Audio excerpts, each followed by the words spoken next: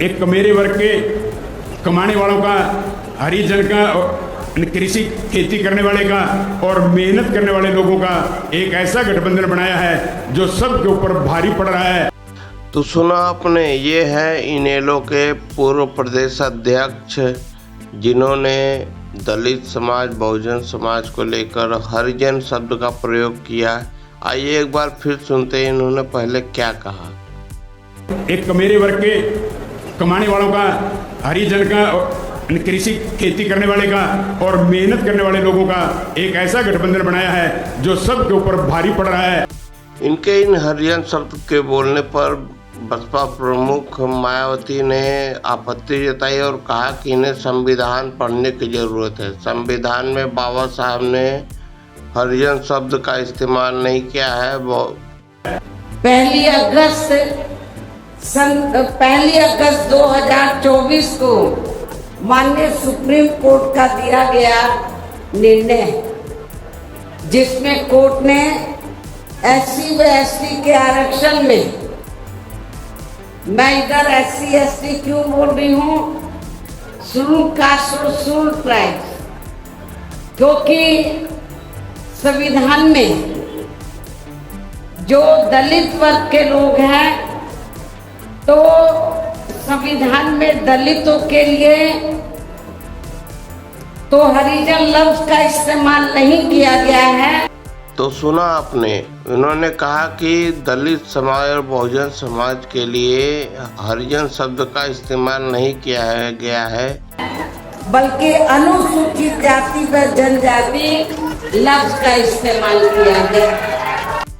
इसके जवाब में बसपा प्रमुख मायावती ने इनको संविधान पढ़ने की सलाह दे डाली। चाहूंगी इन लोगों के जो पूर्व स्टेट अध्यक्ष हैं, तो मेरे ख्याल वो भारतीय संविधान को जरूर स्टडी करें, पढ़ें और ये देखें कि अनुसूचित दलितों के लिए क्या लफ्ज इस्तेमाल किया गया है। तो मुझे क्या लगता है, ये बाबा साहब के बारे में इनको जानकारी है, लेकिन ये भी जानकारी लेनी चाहिए कि SC ST के लिए क्या लफ्ज इस्तेमाल किया गया है।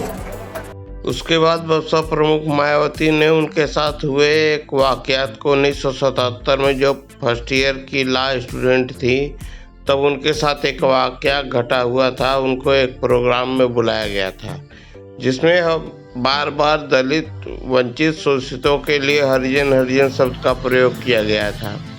तब उन्होंने कहा था कि अगर इसको पॉजिटिव वे में लिया जाए तो हरि का मतलब होता है ईश्वर और जन का मतलब औलाद। तो हम लोग हरि की औलाद है, तो बाकी क्या शैतान की औलाद है? आइए उन्हीं की जुबान में सुनते हैं उन्होंने क्या कहा। क्योंकि मुझे याद है सन 1977 में जब मैं वकालत की पढ़ाई कर रही थी, LLB फर्स्ट ईयर की स्टूडेंट थी, दिल्ली यूनिवर्सिटी से पढ़ रही थी। 1977 में जनता पार्टी की सरकार बनी और इन्होंने वोट क्या कह के लिया था कि हम स्वर्गीय श्री बाबू जगजीवन राम जी को देश का प्रधानमंत्री बनाएंगे, जिसको कांग्रेस ने नहीं बनाया। कांग्रेस ने भी नहीं बनाया जिनको, और जनता पार्टी ने भी नहीं बनाया 77 में। तो दलित वर्ग के लोग, अनुसूचित जाति जनजाति वर्ग के लोग पूरे देश में बहुत नाराज थे, खफा थे। तो उस समय उन्होंने दिल्ली में एक 3 दिन का जाति तोड़ो सम्मेलन रखा और उसमें ऑल इंडिया की तरफ से, तो यूथ की तरफ से, नौजवानों की तरफ से मुझे उन्होंने इनवाइट किया बोलने के लिए।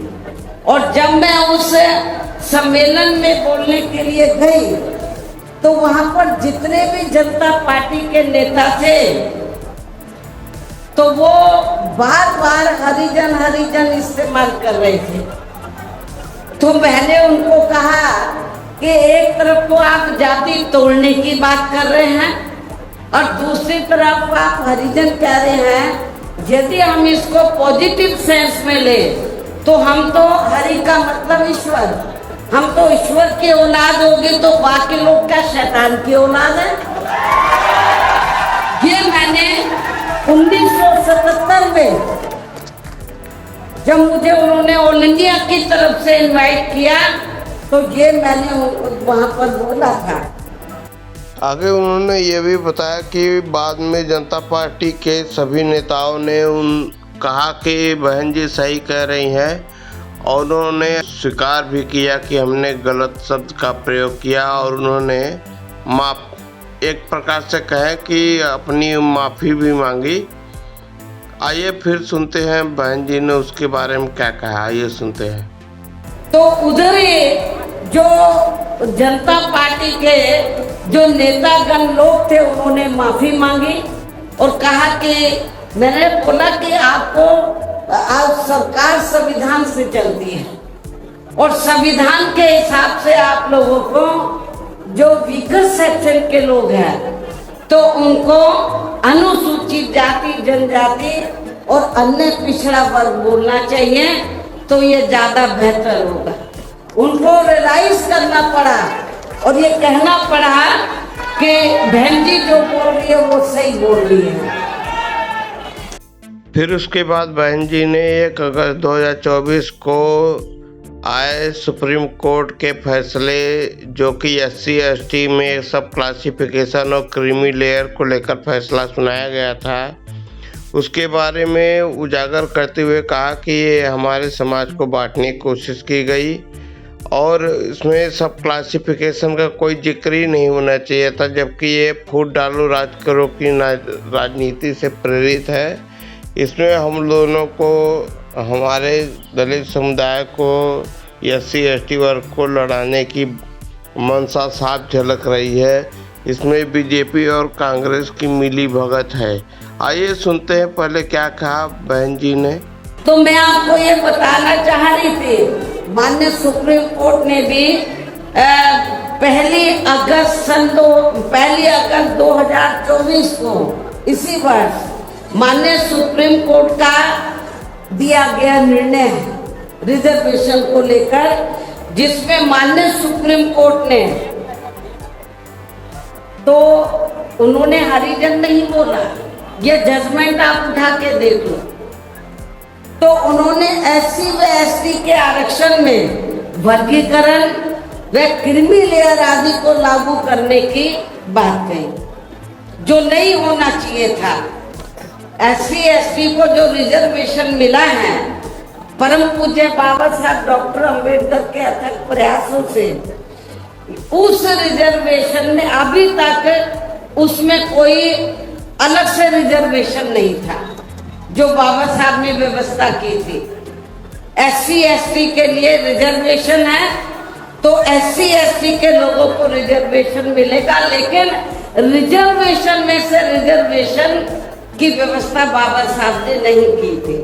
और रिजर्वेशन में से रिजर्वेशन का मतलब है शेड्यूल कास्ट को आपस में लड़ाना, SC ST को ये लड़ते रहे कि इसको कम मिला, इसको ज्यादा मिला है, जो ये नहीं होना चाहिए था। इसके बाद उन्होंने यह भी बताया कि केंद्र में बीजेपी की सरकार के वकील ने और सत्ता विपक्ष कांग्रेस के वकील ने इस फैसले पर चुप्पी साधते हुए अपनी सहमति जाहिर कर दी थी, जिससे साफ झलकता है कि ये राजनीति से प्रेरित है और ये नहीं होना चाहिए था। आइए सुनते हैं पहले उन्होंने क्या कहा।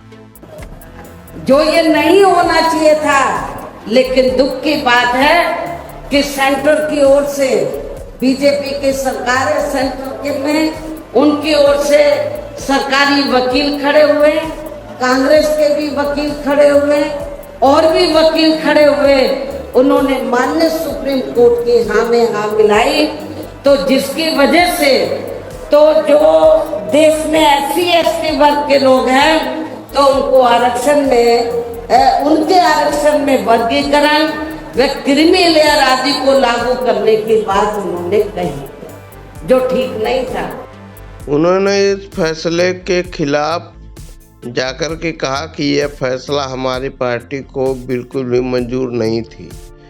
जो हमारे SC/ST वर्ग में क्रीमी लेयर और सब क्लासिफिकेशन की बात करता हो, यह हमें आपस में लड़ाने की बात करते हैं।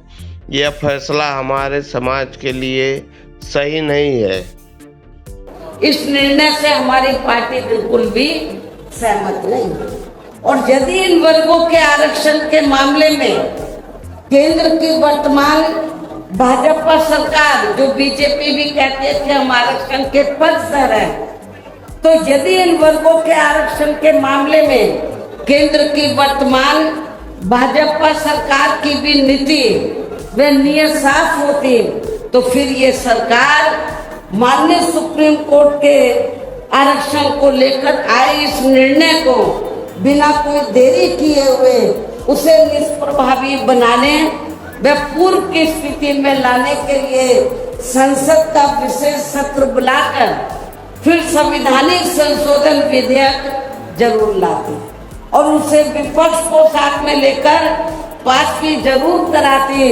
और इतना ही नहीं बल्कि इसके लिए कांग्रेस व इनके इंडिया गठबंधन ने अभी तक भी केंद्र सरकार पर कोई दबाव नहीं बनाया। ना तो केंद्र में बीजेपी की सरकार संवैधानिक संशोधन विधेयक लाई इस जजमेंट के खिलाफ, और ना ही इंडिया गठबंधन ने, बाहर तो वो दबी जबान में कहते हम आरक्षण के पक्ष में हैं, लेकिन पार्लियामेंट के अंदर उन्होंने इसके लिए कोई आवाज नहीं उठाई।